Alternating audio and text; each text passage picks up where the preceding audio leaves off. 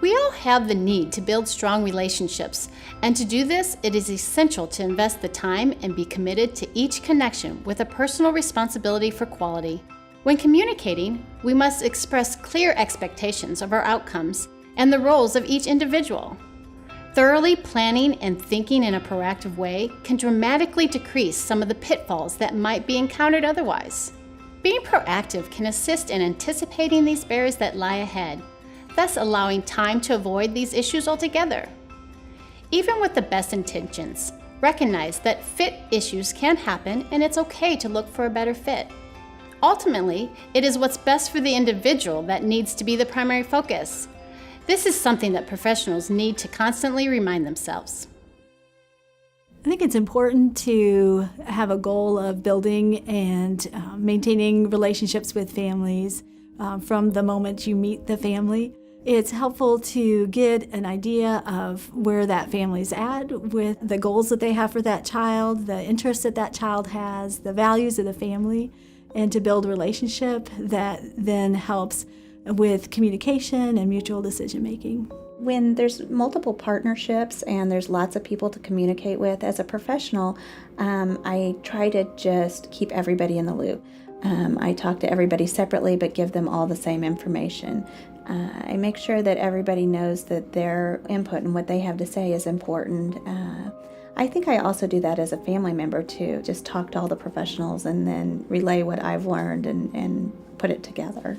Our experience with the school, for the most part, has always been a positive one. I think teachers do what they do because they love what they do, and they're in it for all the right reasons.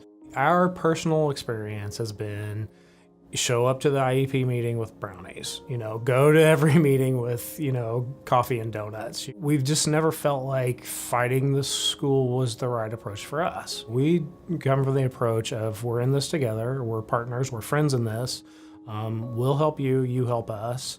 And you really form that bond and that partnership for better outcomes. When a relationship is broken or trust has been lost, try your best to move forward with a clean slate. Reflect on the principles of partnership and strengthen your efforts in each of these areas. Remember that families run into their own roadblocks. If they perceive their voice or needs are not valued or heard, this ultimately creates conflict. All of the components of a partnership build on each other and oftentimes get stronger over time. It is important to be aware that if one component of the relationship is not addressed or becomes broken, all the other parts of this partnership may crumble. For example, in this graphic, you can see that at the center of the arch is the trust. If the trust were to be broken, then all the other pieces will fall off and need to be rebuilt. It is much harder to rebuild a relationship after it has been broken than it is to establish an initial relationship. Professionals need to keep in mind that at times families have had broken relationships with previous providers, which makes the development of trust and shared decision-making difficult. This is a barrier that professionals can work through by having clear communication with the family, establishing mutual goals, and gaining trust over time. We've had a couple of instances where things weren't exactly working with a professional, and I think that all that means is that they didn't really understand right. So I think that you can take a couple of approaches there. You can bail ship and you can move on, or you can approach the person and go, it is at the end of the day, about our son. This particular session is, and that's what we need to focus on.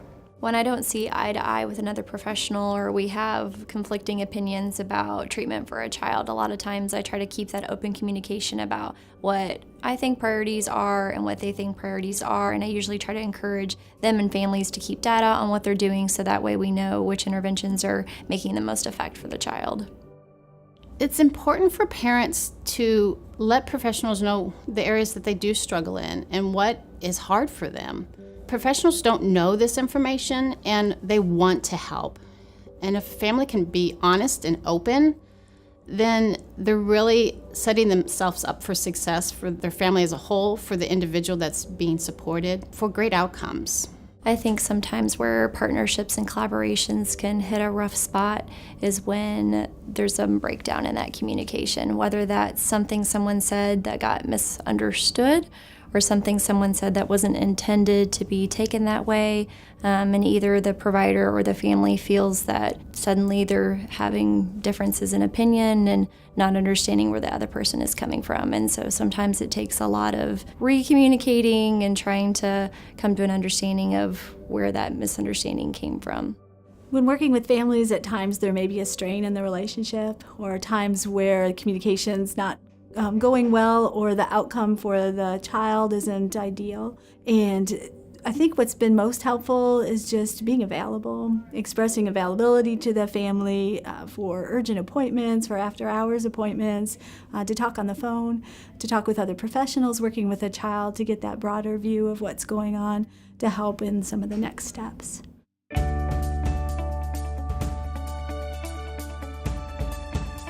When a partnership is broken, it's incredibly important to regain that trust. It's important to humble yourself, to listen, to acknowledge when we've made a mistake. Sometimes maybe we haven't felt like we've made a mistake, but it's still important to listen to the parent, because somewhere along the line, we've done something that have broken their trust. That can take a lot of conversation. That may be meeting at their home. That may be just reaching out to someone that maybe isn't quite ready for that conversation. So as much as we can do to help build that is incredibly important. I think sometimes when trust is broken, it's important for the provider to keep that open communication with the family and apologize and let them know that we know that they're going through a lot and that we're here to help, and whatever misstep that we've done on our part, that we want to be there to make it right. When I was first starting out teaching, I had a family and a kid that I wasn't in agreement with what the family was doing or what they were wanting to do with their child. And I offered more of an opinion instead of meeting them where they were at and listening to what they really needed or wanted. And so what I had to do is, after I realized that that was wrong and that it was something that broke down the trust, I had to go back to them and just say, hey, I was wrong. I did not listen to what you had to say. Let's start over. Let's try again. Please tell me what it is that you want to say, and what you want for your son. And that's how I was able to mend that relationship. There are times when you have to stand up for what's right for your kid. You have to give them examples and say, we need to come up with a solution for that. But I've always been the type of person who says, if you're going to criticize the way someone does something, you have to have a solution or you have to have an idea. You can't just say, I don't like the way this is being done. You have to say, I don't like the way this is being done because, and when you outline the reasons and come to the table with a few answers and solutions, we've always felt like you have much more understanding on the part of the school. They're much more willing to help you out. There's been times where communication has been ineffective and we've had disagreements. And so one of the things that we've done is we've had a mediator come and be involved. It doesn't have to be anything negative. It's just somebody who can come in and look at both sides of things. There's been times where we have had other professionals that work with Joshua come in and meet with ourselves and the schools so that they can look at both sides and come up with a good consensus that's best for Joshua. In a parent-professional partnership, I think it's very helpful to understand where families are at. There are times when we may make a medical recommendation for a child for what we feel is a very necessary therapy or treatment, and that doesn't happen over the next several months, and you see them back and you kind of feel like that relationship or that partnership isn't going well. I think it's very helpful then to kind of step back and look at what are some of the barriers, to look at other supports and services that may need to be put into place, to enlist other resources, community partners, and helping that family meet the objectives that they have for their child as well.